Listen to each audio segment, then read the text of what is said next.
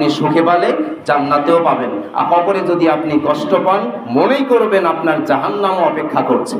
কবরের জীবনে যদি কেউ বেঁচে যায় সে জান্নাতি, কবরের জীবনে যদি সে হেরে যায় সে জাহান্নামী। কিছুদিন হলেও, কয়েক বছর হলেও, কয়েক কোটি বছর হলেও সে জাহান্নামে থাকবে, হয়তো তার কোনো ভালো আমলের কারণে। যেমন মাইন্ড না করলে একটা কথা বলতেই পারি আমি, যেমন আপনারা যারা এখানে নামাজে এসেছেন, অসংখ্য মানুষ আমরা যারা আছি এখানে কয়েকশো যে যারাই থাকি না কেন, এই মানুষদের মধ্য থেকে হয়তো আমরা অনেকেই জাহান্নামে যেতেই পারি। কেন যাব জানেন?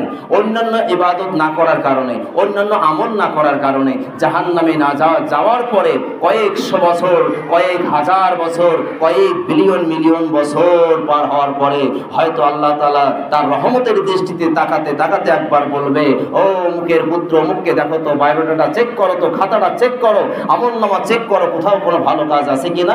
তখন খুঁজে খুঁজে দেখা গেল ওই যে আপনি একদিন জুমার দিন এসেছিলেন, সপ্তাহে একদিন হলেও আপনি নামাজ পড়েছেন, ওই যে আপনি একদিন ঈদের দিন হলেও নামাজে এসেছেন, ওই যে একদিন আপনি রাত জাগরণের জন্য লাইলাতুল কদরে হলেও এসেছেন, ওই যে একদিন আপনি রমজানের রোজাগুলো রেখেছেন, হয়তো বা এরকম খুঁজে খুঁজে বের করে ওই মানুষগুলো ডে বাই ডে আসতে থাকবে। কিন্তু কন্টিনিউ এক নিমিষেই বিনা হিসেবে জান্নাত পাইতে গেলে অবশ্যই আপনাকে 5 ওয়াক্ত নামাজ পড়তেই হবে। যদি আপনি বিনা হিসেবে জান্নাত পেতে চান, যদি আপনি কবরের জীবনে 3টা প্রশ্নের উত্তর দিতে চান, যদি আপনি সিরাত পার হতে চান, যদি আপনি মিজানের ডান পাল্লা ভারী বানাতে চান, যদি আপনি চোখের পলকে সিরাত পার হয়ে জান্নাতে পৌঁছাতে চান, 5 ওয়াক্ত নামাজ পড়তেই হবে, 1 ওয়াক্ত বাদ দেওয়া যাবে না।